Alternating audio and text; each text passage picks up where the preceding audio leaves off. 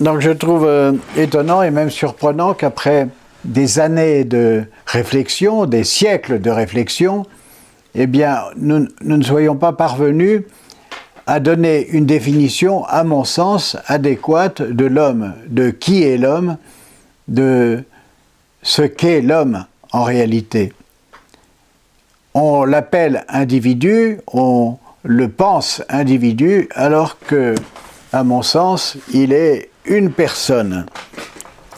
On fait reposer sur la conscience individuelle le poids des décisions, des choix, des déterminations. C'est l'individu qui est réputé responsable de ce qu'il décide, et ça semble tout à fait normal dans la plupart des cas. Or, c'est une évidence qui me semble mériter d'être remise en question. J'ai dû récemment convaincre un ami qui voulait acheter une voiture, une très belle voiture, une voiture très coûteuse, et qui disait à sa conjointe, eh bien c'est mon choix, et tu n'as rien à dire car c'est ce que j'aime et c'est pour me faire plaisir. Il faisait cette dépense très coûteuse pour se faire plaisir. Or, vivant en communauté, vivant en couple, il était normal qu'il prenne en considération eh bien, ce que pensait son épouse par rapport à cet achat. Et il lui disait, c'est mon goût, c'est ce que j'aime, et c'est pour me faire plaisir, et j'ai bien le droit de me faire plaisir. Il ne comprenait pas que ce choix individuel concernait aussi bien celle avec laquelle il vivait régulièrement. C'est pour dire que nos décisions incluent un ensemble de personnes, la plupart du temps, sinon tout le temps, et que c'est cela qu'il faut prendre en considération, c'est cet ensemble, tout autant que le choix et la décision personnelle.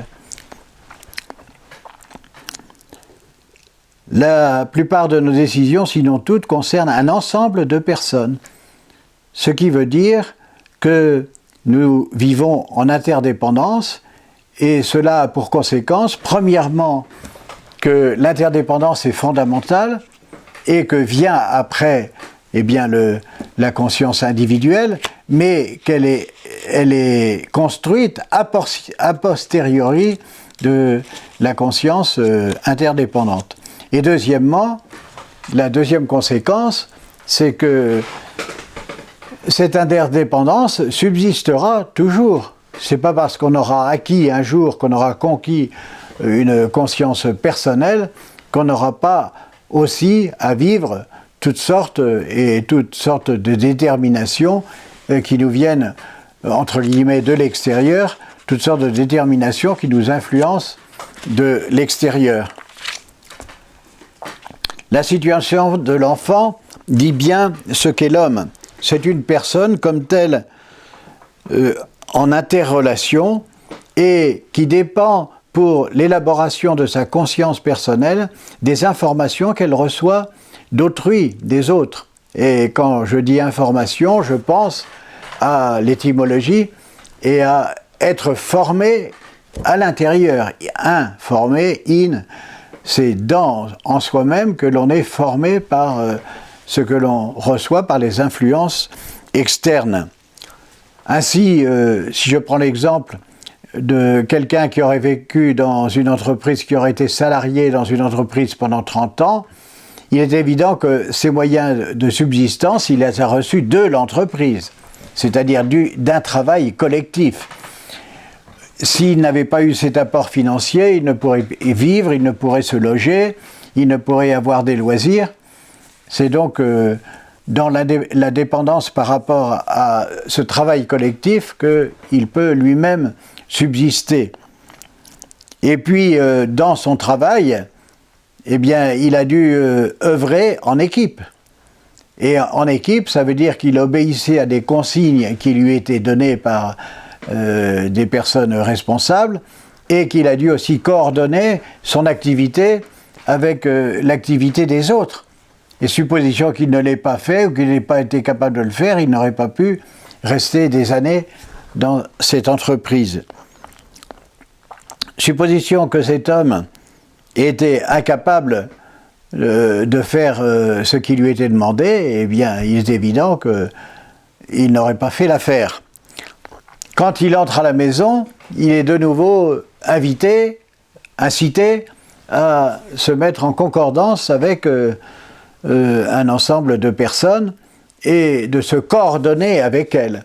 Donc l'activité de l'humain est toujours en coordination avec d'autres.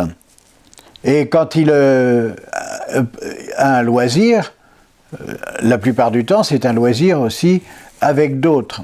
Ainsi, si cet homme dont je prends l'exemple se distrait ou se détend dans une activité de foot, eh bien il le fait pour son plaisir personnel, il ne le fait pas parce qu'il y est obligé, il n'a pas non plus l'impression d'être pressé par d'autres personnes de le faire, il le fait de son plein gré, il le fait librement, il le fait pour son plaisir, et c'est une activité évidemment hautement coordonnée, puisque le jeu collectif est aussi important que son jeu personnel.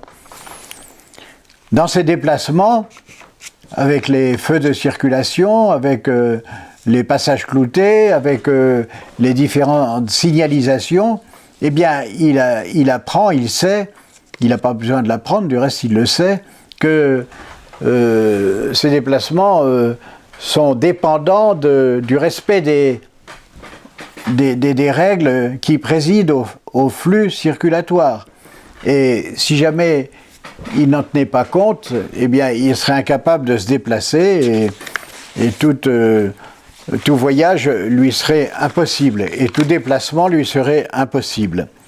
Alors, on me dira que tout cela est évident, mais ce sont des évidences qui ne sont pas assez prises en considération parce qu'elles ne sont pas allées jusqu'à définir l'homme autrement qu'il n'est défini habituellement. Toujours, on continue à dire qu'il est essentiellement conscience individuelle, alors qu'en réalité, il est conscience individualisée par les influences externes qui ne cessent de le solliciter. Il n'est jamais, on ne le trouve jamais en état d'indépendance, on ne le trouve jamais en état de complète autonomie, même s'il faut qu'il soit évidemment responsable individuellement de ce qu'il fait. Une fois dans son lit, s'il dort seul, ce qui est rare, eh bien, il peut être peuplé de rêves, de songes, qui lui rappellent justement toutes les relations qu'il a vécues précédemment, quelquefois dans la journée, quelquefois dans le passé, et aussi, parfois, il se rêve abandonné, livré seul dans un paysage désolé, et c'est un cauchemar. C'est un cauchemar, il se réveille tout en sueur, affolé, et il est affolé. Pourquoi ? Eh bien parce qu'il se retrouve tout seul. Il se retrouve tout seul avec un sentiment d'abandon. Et c'est la pire des expériences, de se retrouver tout seul, abandonné, dans un paysage désolé. On me rétorquera que, malgré tout, la décision personnelle est l'ultime recours. Ultimement, pour quoi que ce soit que l'on entreprend ou que l'on fait, c'est soi-même qui est appelé à se déterminer. Et c'est bien vrai, mais dans cette détermination personnelle, on prend en considération, bien entendu aussi, le bien d'autrui, ce qui va convenir à autrui. Cette décision personnelle va inclure aussi un certain nombre de personnes qui seront également comprises dans la décision qui sera décidée. Et puis, si jamais il ne choisit qu'à partir de ses intérêts personnels, alors à ce moment-là, c'est un égoïste. Et on ne peut pas dire que c'est la définition de l'humain en tant que tel. Alors, on prendrait des cas exceptionnels, comme celui qui ne décide qu'à partir de lui-même et pour lui-même, comme une définition générale, et on ne définirait pas l'homme en général, l'homme en tant que tel, mais on définirait une particularité d'un homme qui a un gros travers. Cette question est de la plus haute importance car il s'agit de savoir qui décide. Est-ce que c'est un individu avec ses penchants, avec ses seuls désirs, ou est-ce que c'est un homme en état relationnel et qui choisit à partir de responsabilités à l'égard d'autrui autant qu'à l'égard de lui-même. Si l'homme est une personne, il est intrinsèquement interdépendant et ce qu'il fait sera humainement valable si il n'agit non pas pour lui seul, il n'agit pas simplement pour lui seul, mais également avec d'autres, pour d'autres et en vue d'autres. L'artiste lui-même, qui est l'homme le plus indépendant, pourrait-on dire, puisqu'il dépend de sa seule inspiration personnelle, eh bien, il est lui-même en quête d'une reconnaissance. Il est en quête de personnes qui peuvent comprendre son art, qui peuvent apprécier son art, et supposition qu'il ne rencontre pas cette appréciation, eh bien, il ne trouvera même plus l'impulsion, il ne trouvera même plus la volonté de créer. Donc cette reconnaissance lui est indispensable à la création individuelle.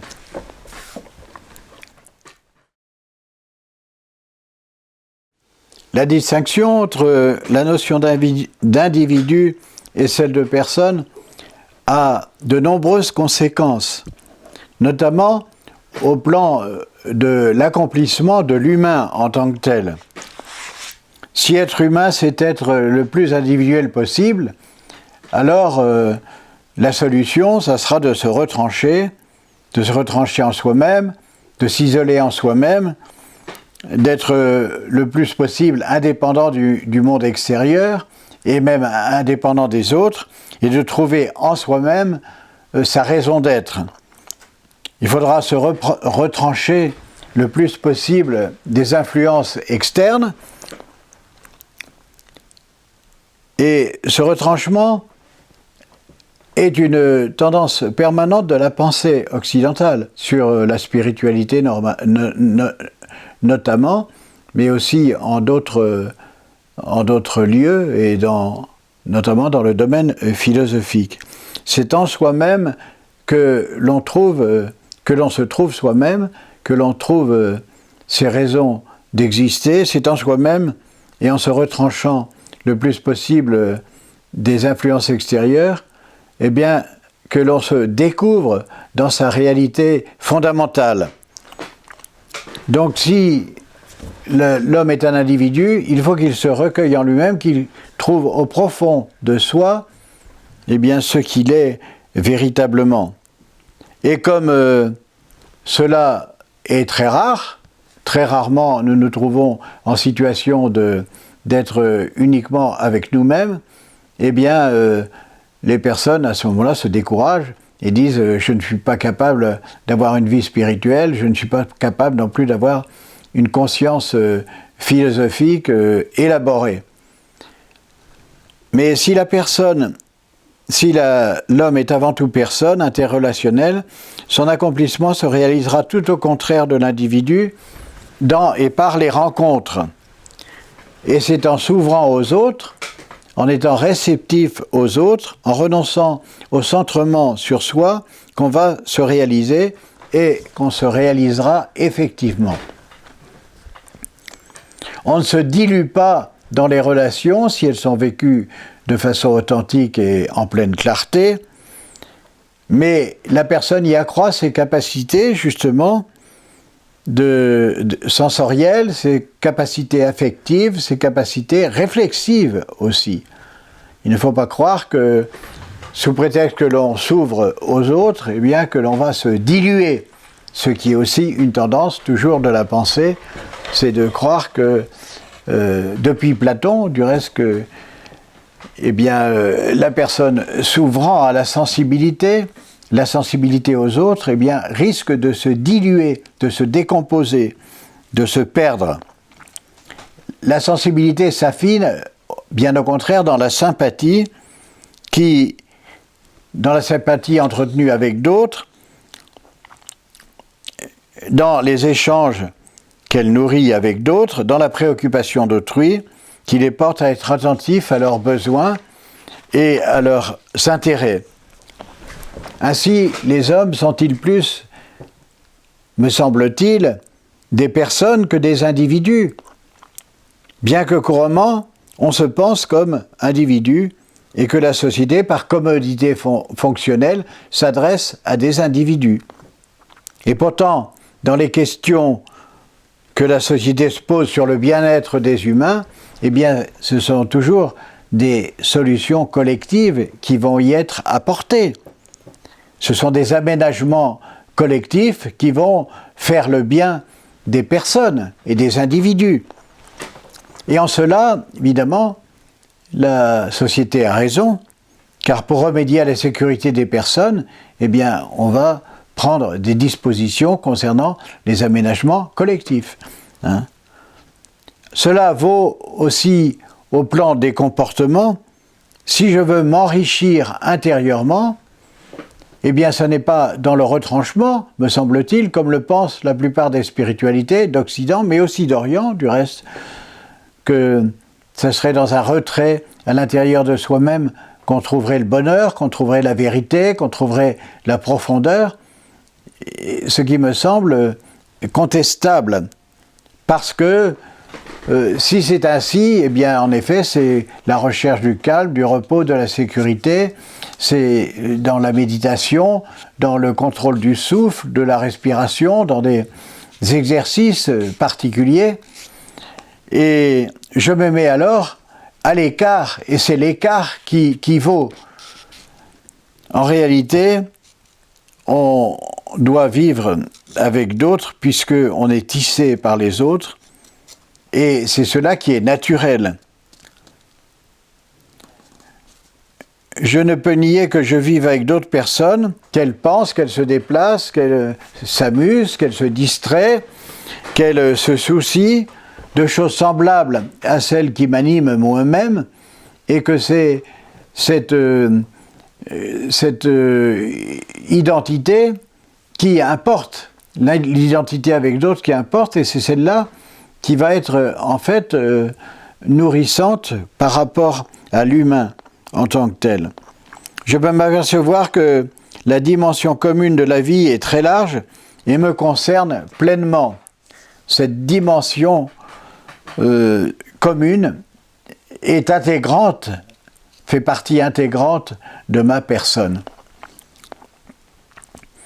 Je peux m'apercevoir que je n'ai pas d'autre moyen d'être humain que de vivre en interaction et de vivre le plus sainement possible. Et c'est là que intervient la spiritualité, car il faut que, évidemment, cette interactivité soit vécue sainement, intelligemment et avec perspicacité. Et c'est là qu'intervient justement le contrôle individuel. Mais c'est justement dans cette interaction que je vais être enrichi et que je vais m'enrichir. À l'inverse du point de vue individualiste, je découvre que je vis d'autant plus intensément que j'obéis à une dynamique de don de moi-même, d'ouverture et de réceptivité, et aussi d'activité pour l'autre en faveur de l'autre. Et que c'est là, cela qui va être mon intériorité, qui va être l'élargissement de ma dimension personnelle. Voilà.